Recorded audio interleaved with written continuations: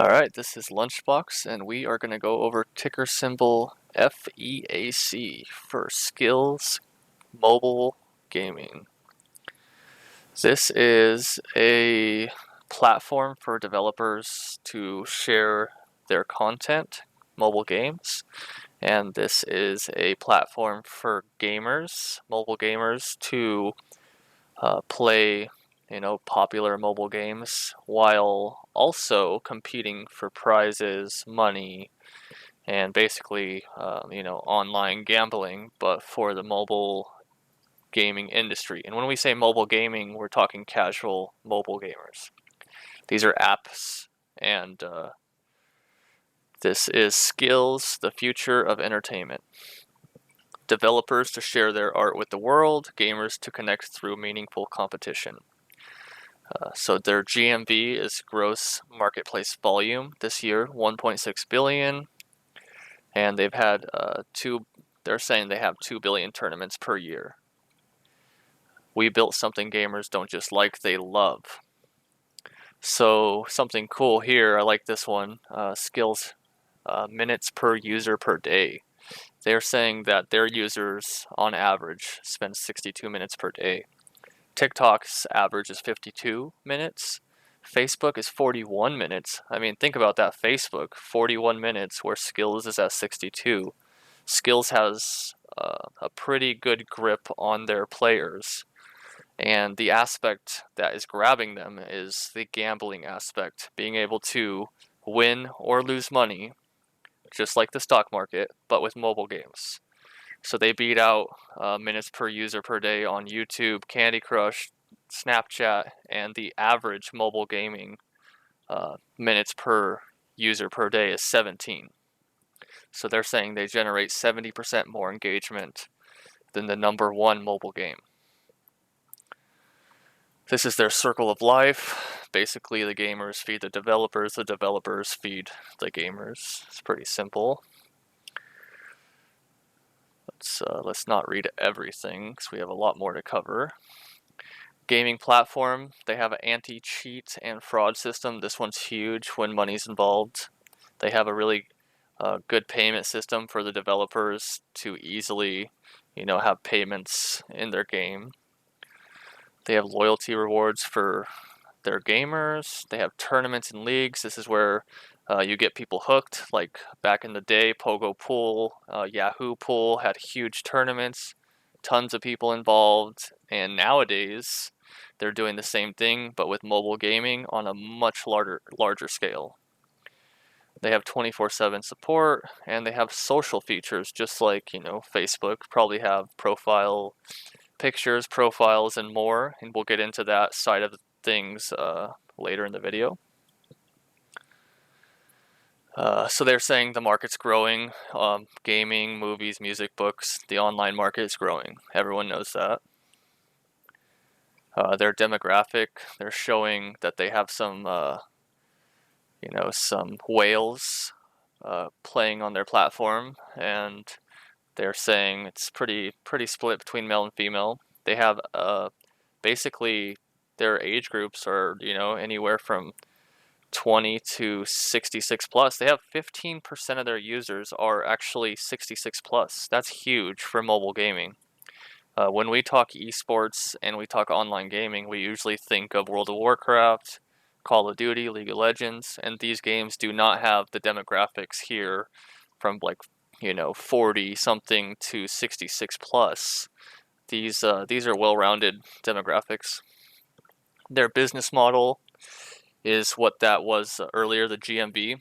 So Gamer 1, the winner, 60 cents. Gamer 2, the loser, 60 cents. They already had these entry fees set before the game happened. So it's $1.20 GMV. So the dev profit shares, the prizes, the incentives, they're taking 16 cents of revenue with a 14% take rate. And later in this presentation, they say that they're working on getting a 20% take rate in the future. That'll come later. So that's how they came up with 1.6 billion GMV. They have a Gaming for Good, which is basically non-profit related content that they can incorporate in their app. They're saying there's tons of developers today compared to back in the day. Back in 2009, there was 30,000. Today, we have 10 million developers. The old business models of games were ads interrupt gameplay and in-game purchases. And, a lot of kids would purchase stuff on their parents' phones without them knowing, and those ads are so annoying. My kids always click those ads, and I always have to close them out and get them back in their games. So I definitely agree the old business model is definitely needs to go. So they're saying it's hard to get discovered with games these days. There's an explosion in game creation. So they're redefining entertainment, their games, community fun, what old models deliver pay-to-win interruption, and now developers discovery monetization, what old models deliver broken economics and gimmicks. So what they're saying is what they value is community and fun. The gamers value community and fun, and the developers value discovery and monetization. Can't really say that word that great, but whatever. The gamers value community and fun, and how Skills manages it is meaningful connection and fair competition. The developers, discovery and monetization, and what Skills delivers to them is network exposure and financial success. So, this is the old, this is the new. Skills is basically saying, the new way is the way to go. Developer solutions, they have basically a platform website login for the developers to see all their payments, support, everything, their statistics, their optimization, and more. They can manage their events and everything in their games and stuff. They have live operations. They're in comparison to Zynga and Glue average. I'm not sure what that is, but what they're saying is they have superior monetization. Their key features here: charity events, brand-sponsored tournaments, player incentive optimization, and other things. I don't want to nerd out too much on this. So the anti-cheat and fraud is huge. You need that when money's involved. You need that when online gaming is competitive. Player rating and matching, that's great. When you have the higher rating, you get matched up with higher rating people, and you get to show off that rating. That's worked well in Call of Duty. That's worked well in World of Warcraft with arenas, League of Legends with ranks. Same thing here. It's been a system back in the day with Pogo Pool, Yahoo Pool, and I mean those were like 10, 15 years ago when those were popular. Developers can make a living on this platform. Healthy and growing developer ecosystem. So these are their top games per year. So this is the number of games plus 1 million annualized GMV. So they literally had only 7 with over 1 million GMV in 2016. And here in 2019, they now have 23 games with over 1 million GMV for the year. And then what they're saying here is, their growth is phenomenal. If you look at their growth, they're just showing it off, and they're showing, they're doing great. So generating profitable growth with capital efficiency. Their GMV from 2016 up to 2019 here, and then this is their projected growth. 2020 is obviously not over, so they're projecting, and they're looking to grow. Let's say from here at 1.6 billion is what they were assuming here to almost 4 billion in 2 years. So they're looking to almost more than double what they're at now in 2 years. Their revenue, obviously GMV is not what they're making. GMV is without the prize pools, developers, etc., etc. So their revenue, they're looking to make, let's say last year they were making 0.1 billion. So 2020, they're looking to make 0.2 billion. And same time frame here, they're looking to have upwards of $500 million plus by 2022. Robust opportunities to invest in growth. Go ahead and take a look at that if you want. I don't want to take up too much time because I have a lot more to go over after I am done with this. So I'm going to leave these here if you want to pause this, so you can take a look at all of this. Try to keep it still for you, and you can look and compare to Shopify, DraftKings, etc. They got all these companies to show benchmarking, profits and loss summary, and this is like the take rate. See, they're going to be at 15% in 2021, 2022, and they're working their way up to 20% when their platform is big enough for them to do that. So here's continued momentum into 2020. So just keep on going. If you want to take a look at that and pause it, that's fine.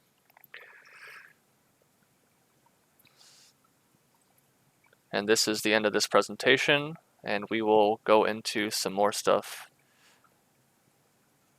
Though is, given you've been doing well as a company, you could have gone the IPO route. Why is going the SPAC route a better thing for you and for your investors? We've always planned to go public. It's an important milestone for us, giving us greater access to capital, enabling us to expand our platform reach. Our vision is to build a 100-year company, and we were planning on being ready to go public at the end of Q4. The SPAC route allows us to go to market a little bit faster, and it also allows us to select the best financial partners through the pipe that we set up with Wellington, Fidelity, Franklin Templeton, and Neuberger Berman, among others. So it was just the timing and getting that money in, because it's not like you're paying for the privilege. I mean, Harry Sloan, Sagansky, the SPAC sponsors take what, up to 20% of your company. That's not nothing. No, that's quite right. Although a traditional IPO is 10 to 15% of a company anyway. And so when you think about kind of the different parameters of how you want to set up your company post-public, being able to pick meaningful investors like the ones I named, being able to partner with Wellington and Fidelity right out of the gates, it's a really exciting thing for us, and it's something that is unique with a SPAC.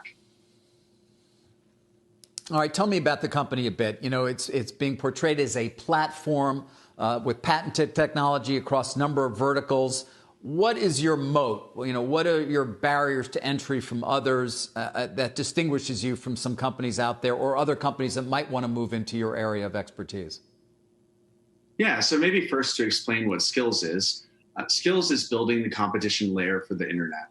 We're a trusted B2B2C technology go-to-market platform for game developers to build better content in the future of entertainment.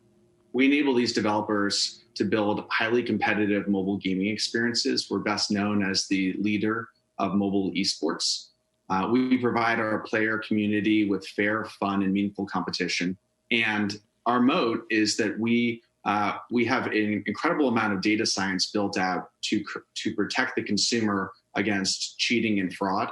So that data moat is very much like the antivirus shield of a company like a McAfee, but focused around specifically competitive video games. Andrew, obviously right now it's a hot time for video games and mobile games because of the pandemic. People are at home, lack of sports, whatever it is. The industry is seeing record numbers. I think the question is what happens when we're past this, when there is a vaccine? What happens? So this is the SKILLZ website. And their main focus here is embrace your inner champion. Play games or create games, developers and mobile gamers. Here is some of their big name games. I had this sitting here for a little bit, so I think it had started out at Solitaire Cube as their biggest game, and it slowly will scroll over and show you other ones. So I pulled that up on the Apple Store. It has a 4.6 star rating with 60,000 plus ratings. Shows off, cash tournaments, head-to-head online, and this is what they mean when they say esports and mobile gaming. This is the kind of gaming that they're talking about. Those are good ratings. Those are a lot of ratings, and some other games they have 21 Blitz, and some other ones. You can look at some more reviews, but basically they're showing off their winners. So we go over here, players, fun and fair competition, choose from games in all major genres, compete in leagues, climb the leaderboards, level up. It's a social aspect of it with your profile and everything. And you can win tickets, which actually has rewards for prizes. So they have prize pools, they have prizes with points, they have tournaments, they have 1-versus-1 gambling, they have it all. They're saying it's fair competition because of the player matching by skill-based matchmaking, some of the same systems they use in Call of Duty and other, esports that you would think of when you say esports. Anti-cheat technology, 24/7 customer support, and I'm sure they have some sort of reporting system like most games do if somebody was actually doing something wrong. They are gaming for good, so they have nonprofit partners, and that's one of their advertisement pieces, which also helps the world. So they're donating 100% of tournament proceeds when they are doing gaming for good tournaments. Skill-based competition, like we just said, and let's keep going. Go back to the homepage here. So they have 30 million players, 20,000 developers, 3.5 million daily tournaments. This is huge. I had to take a look at that a couple times when I first read that. So like they were saying, they do billions of tournaments per year, and they have $60 million monthly in prizes. So those are their main principles there. This is showing off some of their gaming for good. There's some of their news about going public, which is huge, and they're telling their community that. Let's go see what's up with the About Us. So SKILLZ is actually in Portland, and I've delivered to them. I do some gig work on the side, and I've actually delivered groceries to their office. So I am actually local to these people, and have actually been into their office in Portland, Oregon. So some of their, employees, some of their big employees anyways, they got a big team here, obviously, that picture. Check their careers. They must have a lot of developers, and looks like they're a great company to work for. This is the office I've delivered to. I'm not going to go into any of that. On the news side of things on their website, they're just saying that they're going public, and they just show off their social media links. So here's ticker symbol FEAC SKILLZ. So we're looking at the day chart here. When the rumor came out, there was, the first rumor run up, and that came down pretty hard because that rumor was not confirmed for a while. There's actually videos I looked up on YouTube with guys confirming that rumor 2 months ago, and 2 months ago would be here.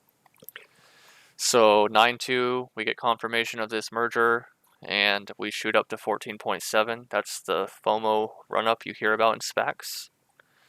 And we have consolidated. We've had news articles come out from Benzinga, and we are actually doing pretty good for SPAC that's this early. So let's take a look at the more recent numbers, or the more recent charts.